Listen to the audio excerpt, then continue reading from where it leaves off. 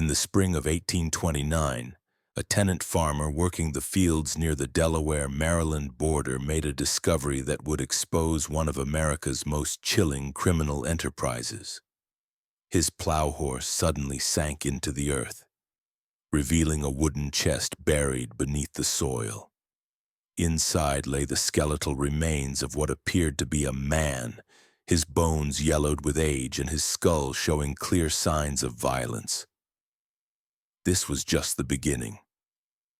Over the following weeks, authorities would uncover the bodies of at least 7 people on this property, including 3 children, all victims of a woman whose name had already become a whispered terror throughout the Delmarva Peninsula, Martha Patty Cannon.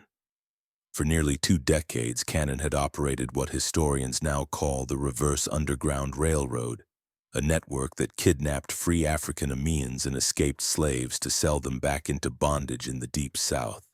But this wasn't just about human trafficking.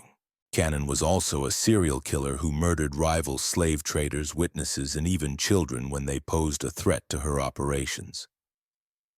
Court records from Sussex County, Delaware, show she was indicted for 4 murders, though witnesses claim the true number exceeded 20. Before we continue with the story of Patty Cannon and her reign of terror along the Mason-Dixon line, I want to hear from you. What state or city are you listening from? The reach of Cannon's criminal network extended far beyond her Delaware stronghold, touching communities from Philadelphia to the Mississippi Delta. Leave a comment and let me know where you're hearing this story. Don't forget to subscribe and hit that notification bell. These dark chapters of American history deserve to be remembered. The discovery of those buried remains would ultimately unravel a criminal conspiracy that had operated with virtual impunity for over a decade, protected by jurisdictional confusion, racial prejudice, and the simple fact that most of its victims were people whose disappearances went largely unnoticed by white society. The area where Patty Cannon built her empire of terror was uniquely suited for criminal activity. In the early 1800s, the region now known as Reliance sat at the intersection of 3 jurisdictions: Sussex County in Delaware and Caroline and Dorchester counties in Maryland. This strategic location allowed criminals to literally step across county and state lines to escape pursuing lawmen. The spot was so remote that locals called it Johnson's Crossroads, named for the tavern that would become the headquarters of the most notorious kidnapping ring in American history. The landscape itself seemed designed for concealment. Dense forests of pine and oak stretched for miles, broken only by marshy lands and small clearings where isolated farmsteads dotted the countryside. The Nantoke River wound through the region, providing waterways that could transport captives silently under cover of darkness. Roads were little more than cart paths, and the nearest substantial towns were days away by horseback. For someone seeking to operate outside the law, it was an ideal location. Martha Cannon, called Patty by those who knew her, had arrived in this borderland sometime around 1790. Court records suggest she was born around 1760, possibly under the name Lucretia Patricia Hanley, though she kept her origins deliberately vague. Some accounts place her birth in Canada with immigration to Delaware at age 16. What is documented is her marriage to Jesse Cannon, a local farmer who owned property near the state line. Together, they had at least 1 daughter and lived what appeared to be an unremarkable rural life. Jesse Cannon was described by neighbors as a quiet man who kept to himself, working his small farm and raising tobacco and corn like dozens of other settlers in the region. The Cannon homestead sat on a modest plot of land that straddled the Delaware-Maryland border, a detail that would prove crucial to Patty's later criminal activities. The house itself was a simple 2-story structure built in the common style of the period with thick wooden walls and small windows. What neighbors didn't know was that this seemingly ordinary home would soon house secret rooms and hidden spaces designed to conceal kidnapped human beings. But beneath this veneer of normalcy lay something far darker. The early 1800s marked a crucial period in American slavery. When Congress banned the importation of enslaved people from Africa in 1808, the demand for human labor in the expanding cotton fields of Alabama, Mississippi, and Georgia created a lucrative domestic market. A healthy adult slave who might have cost $300 before the ban now sold for over $1,000 in the Deep South. This price surge created powerful incentives for criminals willing to traffic in human misery. The economic transformation of the South following the invention of the cotton gin had created an insatiable demand for enslaved labor. Cotton production was expanding rapidly across the Gulf Coast states, and planters were willing to pay premium prices for workers. The legal ban on importing slaves from Africa meant that the only source of new enslaved people was the domestic population, either through natural increase or through the capture and re-enslavement of free African Americans. The Delmarva Peninsula was particularly vulnerable to these predators. Following the Revolutionary War, many enslaved people had been freed by their owners, either through gradual emancipation laws or individual acts of manumission. Maryland and Delaware had substantial populations of free African Americans who worked as laborers, artisans, and small farmers.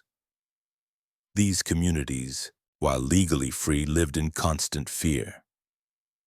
They had no powerful protectors, limited legal recourse, and their disappearances often went unreported or uninvestigated by white authorities who viewed them as less than fully human.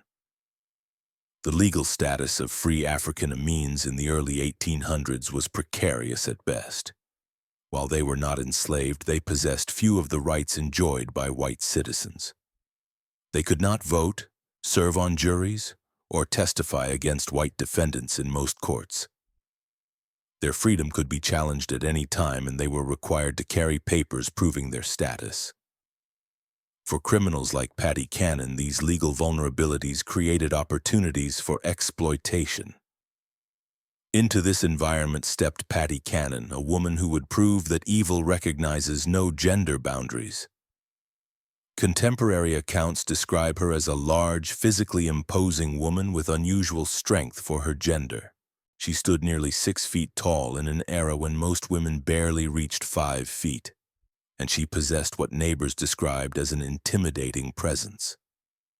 Her voice was reportedly deep and commanding, and she had a reputation for violent outbursts when crossed. Her husband, Jesse, died under mysterious circumstances around 1826.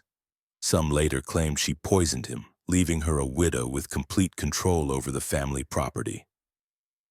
By this time, she had already begun forming the criminal connections that would make her name synonymous with terror. Local law enforcement was virtually non-existent in the rural border region, and what little authority existed was often corrupt or simply overwhelmed by the scale of criminal activity. The social dynamics of the region also favored criminal enterprises. The white population was sparse and often transient, consisting largely of small farmers, laborers, and people seeking to escape their pasts in more settled areas. There was little sense of community cohesion, and neighbors often minded their own business regardless of what they might suspect about their neighbors' activities. This isolation and indifference would prove crucial to Cannon's ability to operate undetected for so many years. The transformation of Patty Cannon from frontier widow to criminal mastermind began with her daughter's marriages in a pattern that would define the next 2 decades. Both of the young women's husbands were slave kidnappers. Her first husband, Henry Breton, was a blacksmith who supplemented his income by capturing free African Americans for sale in the South. In 1811, Breton was arrested and imprisoned in Georgetown, Delaware, for kidnapping. But he managed to escape from jail that same year. Breton's criminal activities had been well known in the local community long before his arrest. As a blacksmith, he had legitimate reasons to travel throughout the region, visiting farms and settlements to shoe horses and repair tools. This mobility provided perfect cover for his illegal activities. He would identify potential victims during his legitimate business calls. noting which families had teenage children or young adults who might bring high prices in southern slave markets. The methods employed by early kidnappers like Breton were often crude but effective. They relied on deception, overwhelming force, and the isolated nature of rural life to capture their victims. A common technique involved approaching free African American families with offers of employment in distant locations. Parents desperate for economic opportunities for their children would sometimes allow them to travel with these supposed employers, only to discover too late that they had signed their children's death warrants. It was after his escape that the first documented murder connected to the Cannon family occurred. Brighton, working with Paddy Cannon and another criminal named Joseph Griffith, ambushed a slave trader known only as Rigidal at Cannon's Tavern. The plan was simple, but brutal. Get the victim drunk, rob him of his money and slaves, then eliminate the witness. Court records show that Rigidal was shot and killed during the robbery.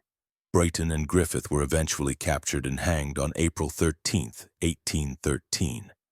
But Paddy Cannon escaped prosecution. The Rigidal murder marked a significant escalation in the criminal activities centered around the Cannon property. Prior to this incident, the family had been involved primarily in facilitating kidnappings and providing safe haven for criminals passing through the region. The willingness to commit murder for profit demonstrated a level of ruthlessness that would characterize all of Cannon's future activities. Contemporary newspaper accounts of the Rigidal case provide disturbing details about the crime. The victim had been traveling through the region with a substantial amount of money. Estimates suggest between $3,000 and $5,000 intended for purchasing enslaved people in local markets. He had stopped at what he believed was a legitimate tavern for food and lodging. Unaware that he had walked into a trap, the conspirators plied him with alcohol throughout the evening, waiting for the right moment to strike. When Rigidal finally retired to his room, Brighton and Griffith followed him. Neighbors later reported hearing shouting and the sound of a struggle followed by a gunshot.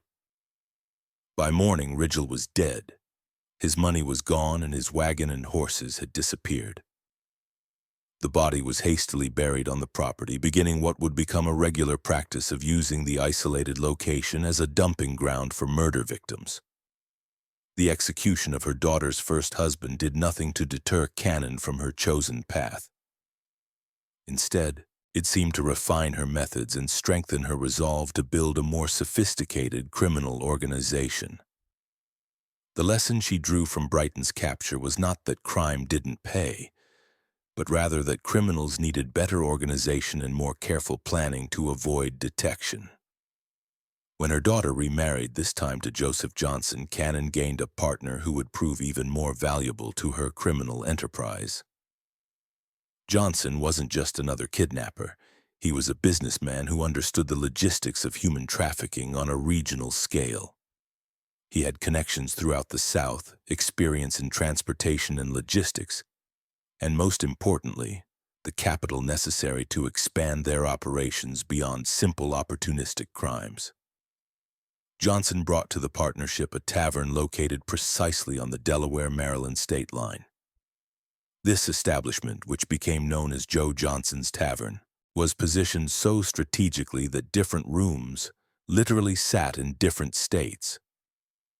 This geographic advantage allowed them to move kidnapped victims between jurisdictions to confuse pursuing authorities. When Delaware lawmen arrived with warrants, suspects could simply step into the Maryland portions of the building and claim immunity from Delaware jurisdiction. The tavern served multiple purposes in the expanding criminal enterprise. It was a legitimate business that provided cover for their activities, generating income and explaining the constant flow of travelers and wagons through the property. It functioned as a holding facility for captives awaiting transport south, with specially constructed hidden rooms and cellars designed to conceal human cargo. And it served as a meeting place for the network of criminals who worked for them, a neutral ground where plans could be made and profits divided. The physical layout of the tavern reflected its multiple functions. The main floor appeared completely normal, with a common room for travelers, a bar area, and rooms for legitimate guests. But beneath the building lay a series of cellars and tunnels that had been specially constructed for hiding kidnapped people. These underground spaces were accessible through concealed entrances and were designed to muffle sound and prevent escape.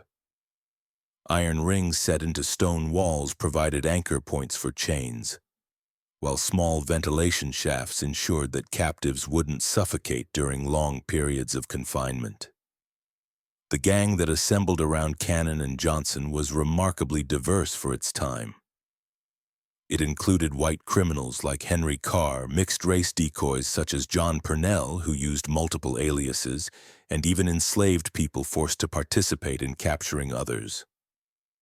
This multiracial composition was strategic. African-American gang members could approach potential victims without immediately raising suspicions, while white members handled negotiations with buyers in the Deep South.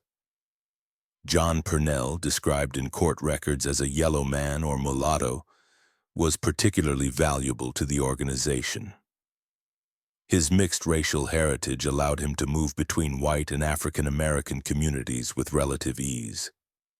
He maintained multiple identities and could present himself as either a free person of color seeking work or a light-skinned white man conducting business depending on the situation. This chameleon-like ability made him an ideal scout for identifying potential victims and establishing initial contact. As the 1820s progressed, the scope of the Cannon-Johnson operation expanded dramatically.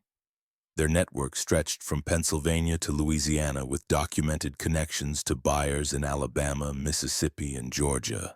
Mayor Joseph Watson of Philadelphia, a Quaker deeply committed to protecting free African-Americans, began tracking the disappearances of citizens from his city and tracing them back to the Delmarva Peninsula.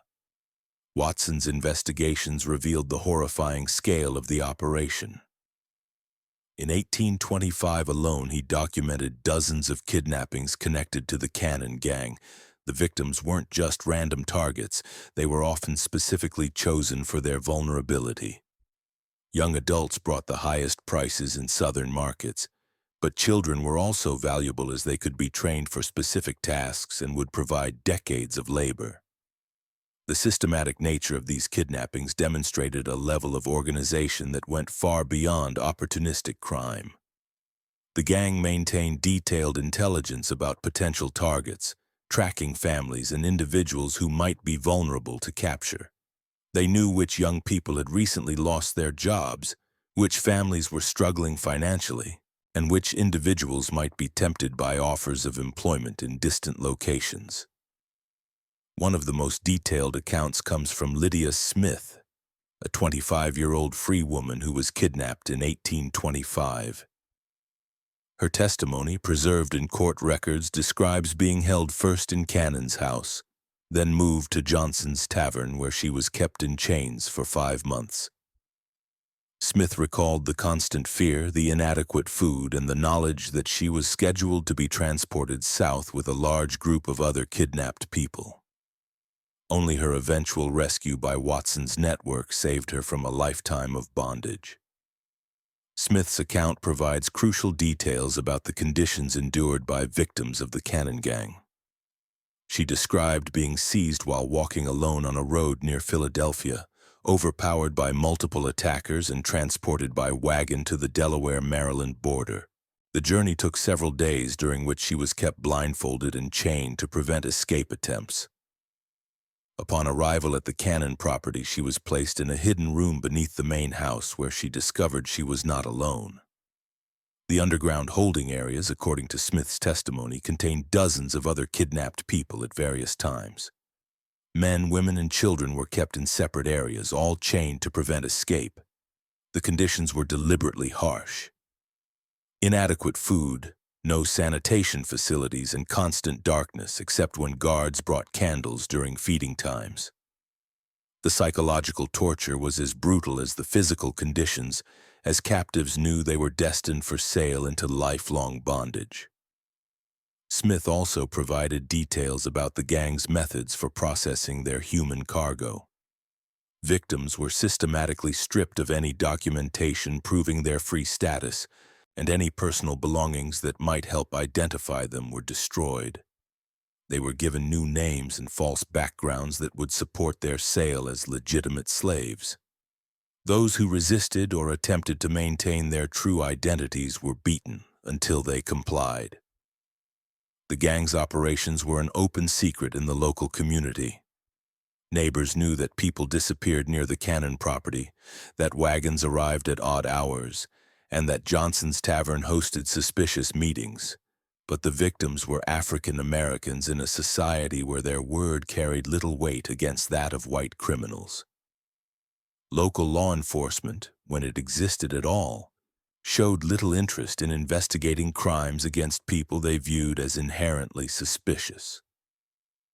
The complicity of the local white community in the gang's activities went beyond mere indifference.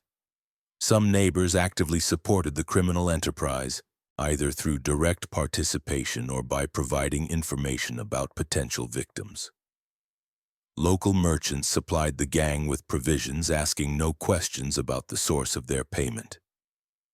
Even some law enforcement officials were suspected of taking bribes to look the other way when suspicious activities were reported. This indifference changed only when white victims entered the equation. The gang didn't just kidnap free African Americans. They also robbed and murdered slave traders who came through their territory carrying large amounts of cash.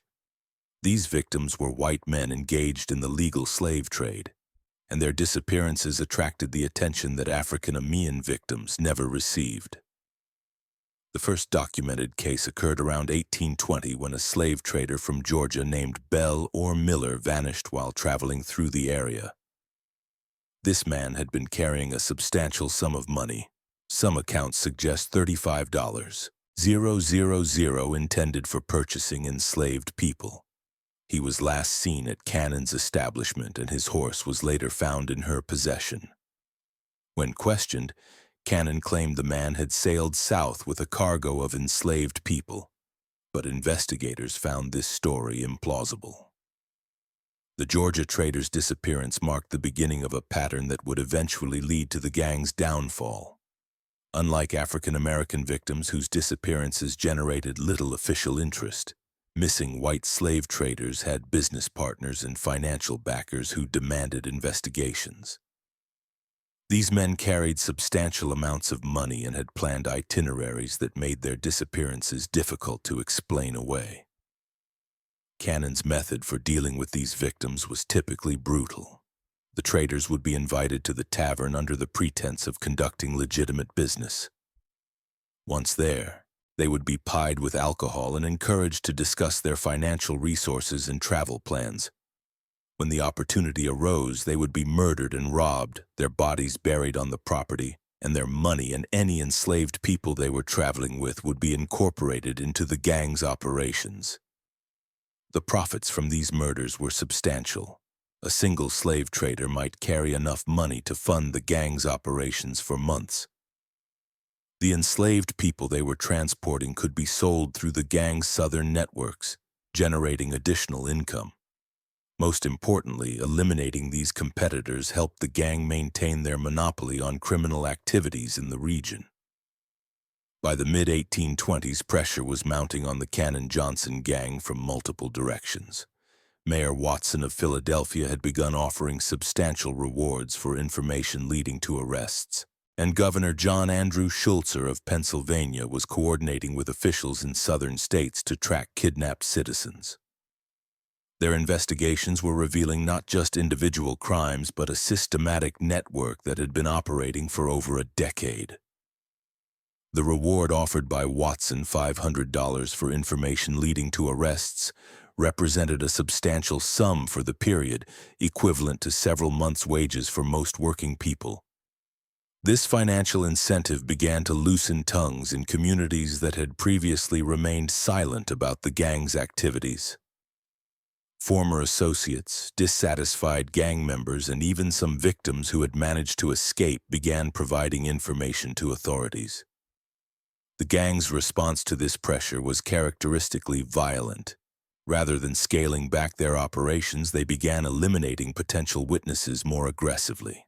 This decision would ultimately prove to be their downfall, as it expanded their list of victims to include people whose disappearances could not be ignored.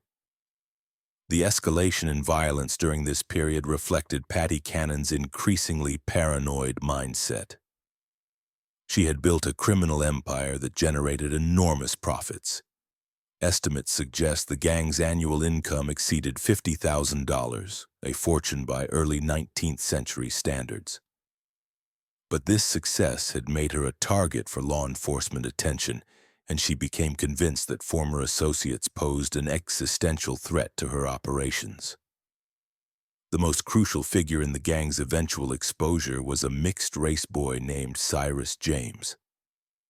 Cannon had purchased James as a slave when he was only 7 years old and had raised him in her household.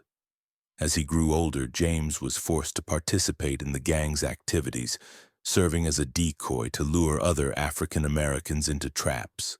His intimate knowledge of the gang's operations, combined with his growing revulsion at the violence he witnessed, made him both an invaluable asset and a potential liability.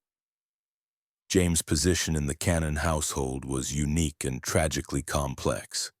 As an enslaved child, he had no choice but to participate in whatever activities his owner demanded. But as he matured, he began to understand the full horror of what he was being forced to do. He was helping to destroy the lives of people who looked like him, people who shared his heritage and his vulnerability. This knowledge created an internal conflict that would eventually lead him to cooperate with authorities despite the personal risks involved. The psychological manipulation employed by Cannon to control James was sophisticated and cruel. She alternated between treating him as a favored member of the household and threatening him with violence or sale to brutal masters in the Deep South. She convinced him that his survival depended entirely on her protection, and that any betrayal would result in his immediate death. This combination of dependency and terror kept James loyal for years, even as he witnessed increasingly horrific crimes. James later testified that he witnessed Cannon murder multiple children on her property. In one particularly horrific account, he described seeing Cannon take a wounded African-American child, not yet dead, from the house in her apron only for the child to never return. James knew where the bodies were buried because he had been forced to help dispose of them. The murders James witnessed were not random acts of violence, but calculated decisions based on Cannon's assessment of risk and profit. Children who became sick or injured were killed rather than treated, as medical care would have been expensive and would have attracted unwanted attention. Young people who proved difficult to control or who maintained their insistence on their free status were eliminated as potential sources of trouble. Even infants born to kidnapped women were sometimes killed if Cannon determined they would be more trouble than they were worth. The gang's undoing began with their treatment of rival slave traders. Competition in the illegal human trafficking trade was fierce, and Cannon's gang had developed a reputation for murdering competitors to steal their money and their human cargo. This practice accelerated as legitimate law enforcement pressure increased. Dead slave traders couldn't testify about their experiences with the gang. The decision to escalate their violence against white victims reflected both Cannon's growing desperation and her fundamental miscalculation about the consequences of such actions. She had operated for so long with impunity that she believed herself untouchable. The murder of African Americans had generated no serious law enforcement response, so she assumed that the same would be true for white victims. This assumption would prove fatal to her criminal enterprise. In early 1829, the bodies began to surface. A tenant farmer working land owned by Cannon was plowing a low-lying area that had recently been cleared of brush when his horse stumbled into what proved to be a grave. Inside a wooden chest, he discovered human bones that authorities determined belonged to the missing Georgia slave trader from nearly a decade earlier. This discovery triggered a systematic search of the property that would uncover multiple burial sites. The farmer who made the initial discovery was working land that Cannon had rented out for additional income. The area had previously been unused because it was prone to flooding, but recent dry weather had made it suitable for cultivation. When the farmer's plow horse suddenly sank into the ground, he initially assumed he had encountered a natural depression, or perhaps an old well. It was only when he began digging to free his horse that he realized he had stumbled upon something far more sinister. The wooden chest containing the bones was remarkably well preserved, suggesting it had been buried relatively recently, despite containing decade-old remains. The chest itself appeared to have been specifically constructed for the purpose of concealing a body with dimensions that precisely accommodated a human form. This level of preparation indicated that the burial was not a hasty attempt to conceal a crime, but rather part of a systematic approach to body disposal that had been refined over years of practice. The discovery of the first body in early 1829 set in motion a chain of events that would finally bring Paddy Cannon's criminal empire to an end. Delaware authorities, working with their counterparts in Maryland, obtained search warrants and began a comprehensive investigation of all properties connected to the Cannon-Johnson gang. What they found exceeded their worst expectations. The investigation was led by Sheriff Joseph Houston of Sussex County, Delaware, working in coordination with Maryland authorities and representatives from the Pennsylvania governor's office. This multi-jurisdictional approach was unprecedented for the time period and reflected the growing recognition that the Cannon gang's activities crossed state boundaries and required coordinated law enforcement response. The search warrants obtained by authorities were remarkably broad, allowing them to excavate any areas of the Cannon properties where bodies might be concealed. This legal authority was crucial, as it provided protection for investigators who might otherwise have been accused of trespassing or illegal search and seizure. The warrants also specified that any evidence discovered could be used in prosecutions across multiple jurisdictions, helping to close the legal loopholes that the gang had exploited for years. On April 3, 1829, Cyrus James was captured in Delaware. The circumstances of his arrest remain somewhat unclear, but court records suggest he was attempting to flee the region when he was apprehended. Faced with overwhelming evidence and the prospect of execution, the young man, who had been forced into a life of crime as a child, made a fateful decision. He would cooperate with authorities and reveal everything he knew about Paddy Cannon's operations. The decision to cooperate was not made lightly by James. He understood that his testimony would likely result in his own prosecution for the crimes he had been forced to commit, but he also recognized that continued silence would mean protecting the woman who had enslaved him and forced him to participate in the destruction of countless other lives. His cooperation represented not just a legal strategy, but a moral choice to finally break free from the psychological control that Cannon had maintained over him for years. James' testimony was devastating. Speaking to Justice of the Peace in Seaford, Delaware, he provided detailed accounts of murders spanning nearly a decade. He told investigators that Joseph Johnson, his brother Ebenezer Johnson, and Paddy Cannon had shot the Georgia slave trader while he was eating supper at Cannon's house. He had watched them carry the body to a wooden chest and bury it on the property. But this was just the beginning of his revelations. The level of detail in James's testimony was extraordinary and provided investigators with their first comprehensive understanding of the gang's operations. He was able to describe not just individual crimes, but the systematic methods employed by the gang over many years. He knew the locations of burial sites, the identities of other gang members, the routes used to transport kidnapped people, and the networks of buyers and sellers that stretched across multiple states. Following James's directions, authorities began excavating the Cannon property systematically. In a garden area, they found the body of a young mixed-race child.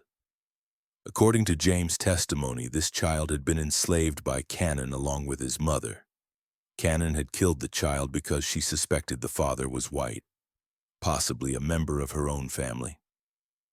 The article preserving this testimony contains no information about the fate of the child's mother, leaving open the horrifying possibility that she too was murdered. The discovery of the child's body was particularly disturbing to investigators because it demonstrated the extent of Cannon's callousness. This was not a victim of kidnapping or a rival criminal. This was a child who had been born into Cannon's household and lived under her control. The murder appeared to have been motivated purely by Cannon's racist paranoia and her fear that a mixed-race child might somehow threaten her operations. Additional excavations revealed 2 wooden boxes, each containing human bones. James identified one set of remains as belonging to another child he had seen Cannon beat to death with a piece of wood. The third set belonged to an adult whom James described as someone they considered had property, meaning the gang believed this person was free and might have resources worth stealing. The systematic nature of these murders painted a picture of Cannon as something beyond a simple criminal. She was a serial killer who had been operating with impunity for years. Protected by the isolation of her location, the indifference of local authorities to crimes against African Americans, and a network of co-conspirators who shared in her profits. The physical evidence discovered during the excavations corroborated James's testimony in remarkable detail. The wooden boxes used to contain bodies were of similar construction, suggesting they had been specifically manufactured for the purpose of concealing murder victims. The locations of the graves followed a pattern that indicated systematic planning rather than random burial.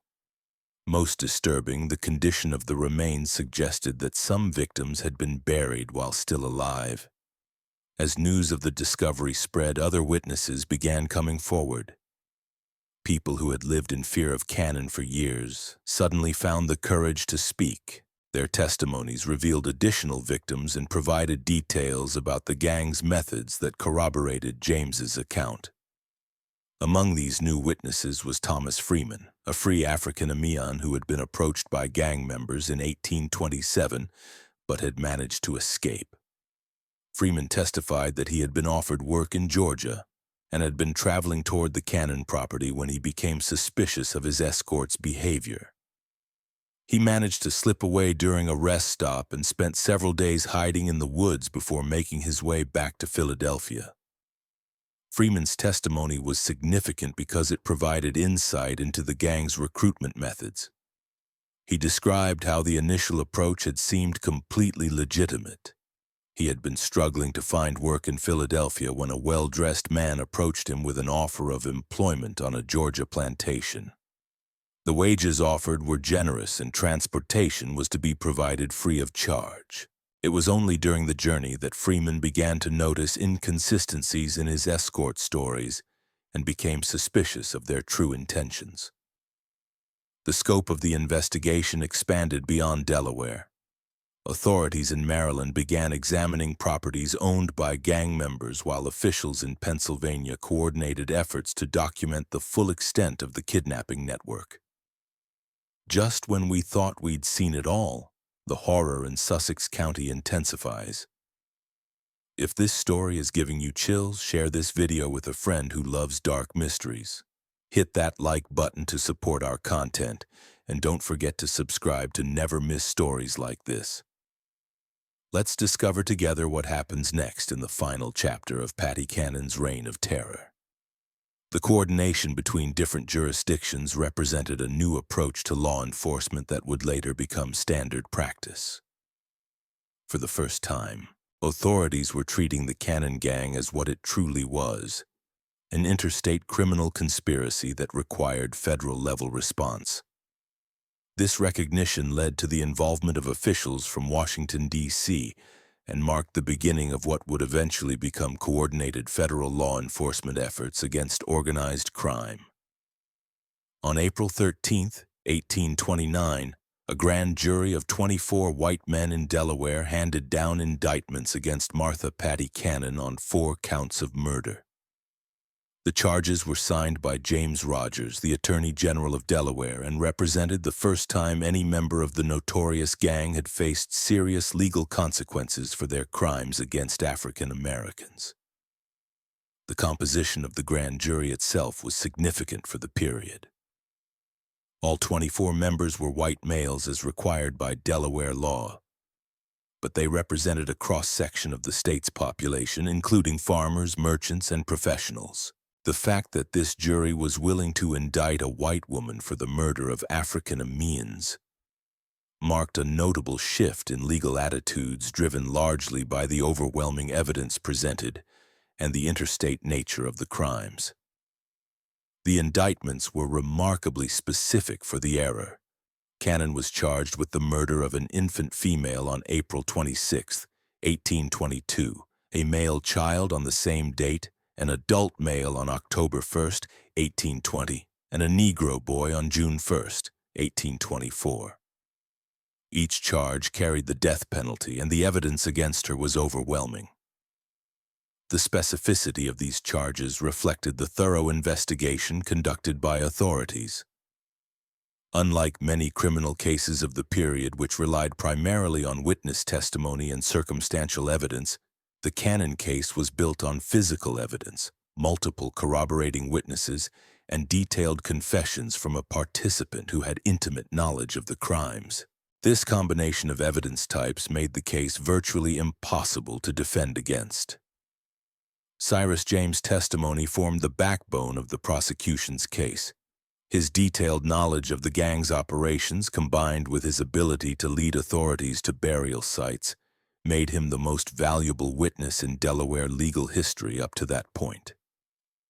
The young man who had been forced into crime as a child now held the power to bring justice to the woman who had terrorized the region for decades. The prosecution team was led by Attorney General James Rogers, who had made his reputation prosecuting complex criminal cases across Delaware. Rogers understood that the Cannon case represented an opportunity to demonstrate that the law applied equally to all citizens regardless of their race or social status. He also recognized that a successful prosecution would send a strong message to other criminal enterprises operating in the region. But Patty Cannon herself presented a figure that defied easy categorization, even for her contemporaries. Newspaper accounts described her as a large, physically powerful woman who commanded fear and respect, even from hardened criminals. At approximately 70 years old, she remained sharp-minded and defiant, showing no remorse for her actions even when confronted with irrefutable evidence. Contemporary descriptions of Cannon during her imprisonment paint a picture of an unrepentant criminal who seemed genuinely puzzled by the legal proceedings against her. She apparently viewed her actions as legitimate business activities and expressed bewilderment that authorities were prosecuting her for crimes against people she considered to be property, rather than human beings. The conditions of her imprisonment in the Sussex County Jail in Georgetown, Delaware, reflected both the seriousness of her crimes and the unusual nature of having a female defendant facing multiple murder charges. She was kept under constant guard as authorities feared both escape attempts and potential retaliation from surviving gang members. The Georgetown jail itself was a crude stone structure that had been built in the early 1800s to house petty criminals and debtors. It was not designed to hold dangerous felons facing capital charges, and authorities had to implement special security measures to ensure Cannon's continued detention.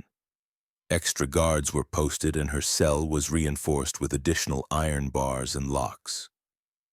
During her confinement, Cannon began to speak more freely about her criminal career.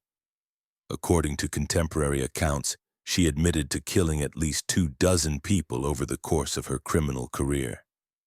These victims included not just the African Americans found buried on her property, but also rival slave traders, potential witnesses, and anyone else who posed a threat to her operations. The most chilling aspect of Cannon's confessions was their matter-of-fact tone.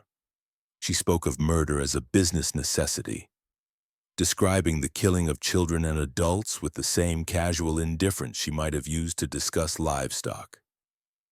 Her apparent lack of any moral conscience shocked even hardened law enforcement officials who had seen the worst of frontier violence. Cannon's confessions provided authorities with details about crimes that extended far beyond the charges for which she had been indicted. She described murders dating back to the early 1810s, kidnappings that had involved hundreds of victims and a criminal network that had reached into multiple states. These revelations confirmed investigators' suspicions that the crimes discovered on her property represented only a fraction of the gang's total activities. The legal proceedings moved forward with unusual speed for the period. The overwhelming evidence combined with public pressure for justice created momentum for a quick trial and resolution. Court records suggest that Cannon was expected to face trial within weeks of her indictment, with execution to follow shortly thereafter if she were convicted.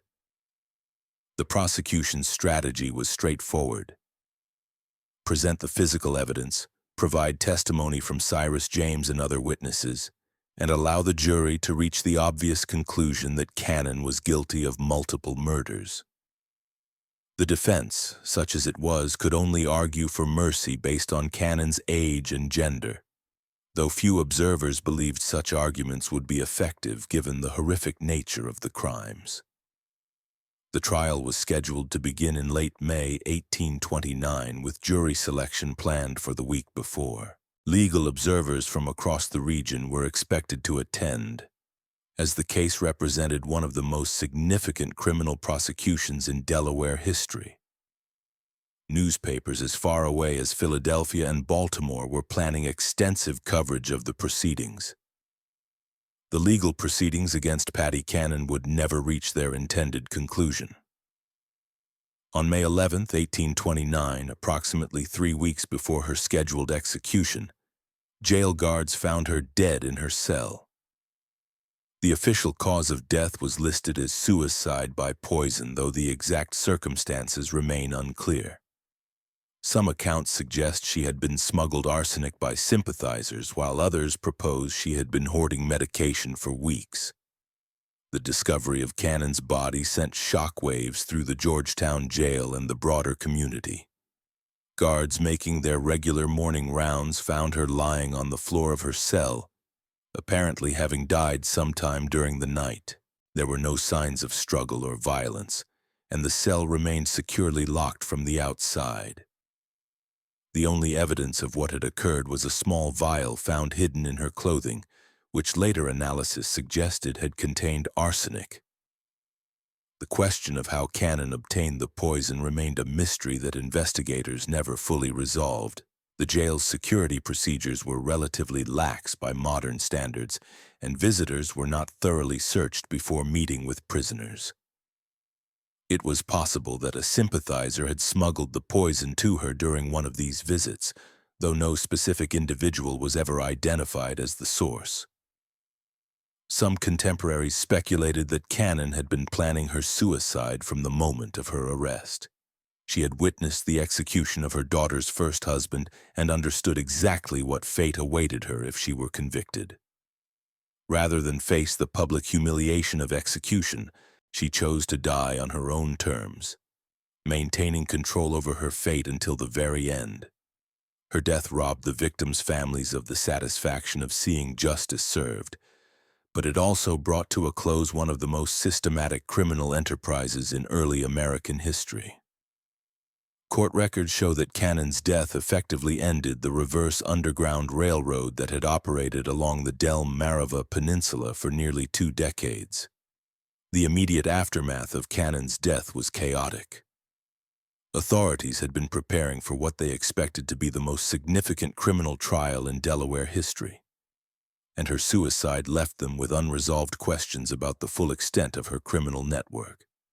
The investigation into her activities continued for several months, but without her testimony, many details about the gang's operations remained unclear. The fate of her surviving co-conspirators varied. Joseph Johnson, her son-in-law and primary partner, had fled to Alabama or Mississippi before the investigations began. His brother Ebenezer also escaped to the Deep South, where they presumably continued their criminal activities beyond the reach of Delaware authorities. Local law enforcement made half-hearted attempts to pursue them, but the jurisdictional complications and vast distances involved made successful prosecution unlikely. Only Cyrus James, the enslaved boy forced into crime, remained to face justice, and his cooperation with authorities ultimately led to his freedom rather than execution. The Delaware courts, recognizing that James had been coerced into participating in the gang's activities and that his testimony had been crucial to uncovering the crimes, granted him his freedom and provided him with protection from retaliation. James' fate after the trial represented one of the few positive outcomes from the entire tragic episode. He was relocated to Pennsylvania, where abolitionists helped him establish a new identity and begin a legitimate life. Some accounts suggest he later became active in the Underground Railroad, using his knowledge of criminal networks to help legitimate efforts to assist escaped slaves. The investigation revealed that the Cannon-Johnson gang had been responsible for the kidnapping of hundreds of free African Americans over the course of their operations. While exact numbers remain disputed, conservative estimates suggest they trafficked between 500 and 1,000 people into slavery in the Deep South. The economic value of these crimes, measured in the prices slaves commanded in southern markets, represented millions of dollars in today's currency. The human cost of these crimes extended far beyond simple statistics. Each kidnapping represented the destruction of a family, the theft of a life, and the perpetuation of a system that treated human beings as property. Many victims were never recovered, living out their lives in bondage hundreds of miles from their homes. Children were separated from parents, spouses from each other, and entire communities lived in fear of similar attacks. The geographic scope of the gang's activities was equally staggering. Evidence collected during the investigation showed connections to criminal networks operating from New York to Louisiana. The Cannon gang had been part of a larger system of illegal human trafficking that exploited the jurisdictional confusion and limited law enforcement capabilities of the early 19th century. Patty Cannon's body was initially buried in the graveyard of the Georgetown jail where she died. The burial was conducted without ceremony, reflecting the community's desire to forget the horrors associated with her name. When that land was later developed into a parking lot in the 20th century, her remains were moved to a potter's field near the new prison, in a bizarre twist that reflects the sensationalist attitude toward her crimes. Her skull was separated from the rest of her remains and put on display in various venues over the years. As recently as 1961, it was on loan to the Dover Public Library, serving as a macabre reminder of one of Delaware's darkest chapters. This treatment of her remains, while disturbing by modern standards, reflected the public's continued fascination with her crimes and their desire to remember the horrors she had perpetrated. The legacy of Patty Cannon extends far beyond her individual crimes.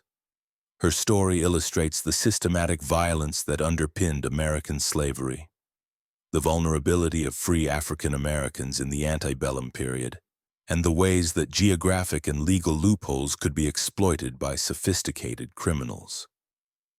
The reverse Underground Railroad she operated represented the dark mirror image of the networks that helped enslaved people escape to freedom, a reminder that for every story of liberation, there were countless others of reenslavement and death. Modern historians continue to study the Cannon case as an example of how criminal enterprises could flourish in the gaps between legal jurisdictions. Her ability to operate for nearly 2 decades despite the knowledge of local communities demonstrates the combination of racism, legal limitations, and economic incentives that allowed such horrors to continue. The case also highlighted the limitations of early 19th century law enforcement. The lack of coordination between different jurisdictions, the absence of professional police forces, and the limited communication capabilities of the period all contributed to the gang's ability to operate with impunity. These lessons would later inform efforts to develop more effective law enforcement strategies for dealing with interstate crime. The impact on the local community was profound and lasting. The area around Johnson's Crossroads never fully recovered from its association with the Cannon Gang. The name was eventually changed to Reliance in an effort to escape the infamy. But the stigma persisted for generations. Property values in the area remained depressed for decades, and many families chose to relocate rather than remain in a place associated with such horrors. The Cannon case also had broader implications for American society's understanding of race and crime. The willingness of authorities to finally prosecute these crimes, even though the victims were primarily African Americans, marked a small but significant shift in legal attitudes. While this change was limited and temporary, it represented recognition that all people, regardless of race, deserved legal protection. The documentation and investigation of Cannon's crimes also contributed to the growing abolitionist movement. The systematic nature of the kidnapping network and the ease with which free African Americans could be reduced to slavery provided powerful evidence for abolitionists arguing that the entire system of slavery was inherently corrupt and dangerous. In the decades following Cannon's death, her story became part of regional folklore, though the details were often distorted or sensationalized. Numerous books, pamphlets, and newspaper articles recounted her crimes, though many mixed fact with fiction in ways that made it difficult to separate historical truth from legend. The most famous of these was George Alfred Townsend's novel The Untailed Hat, published in 1884. Which used Cannon's story as the basis for a melodramatic tale of frontier crime. The site of the original Cannon house remained a source of morbid fascination for decades. Visitors would travel to the remote location to see where the crimes had occurred, and local residents developed a cottage industry providing tours and selling souvenirs. The original house was finally torn down in 1948, but the site continued to attract curiosity seekers well into the modern era. This mystery shows us how easily society can turn a blind eye to systematic violence when the victims are perceived as less than fully human. The indifference that allowed Patty Cannon to operate for decades was finally overcome only when her crimes expanded to include white victims whose disappearances could not be ignored. The legal system that failed to protect free African Americans from kidnapping and murder was the same system that ultimately prosecuted Cannon only when she threatened the interests of white slave traders. The Cannon case serves as a stark reminder of the human capacity for evil and the importance of vigilant law enforcement and community responsibility.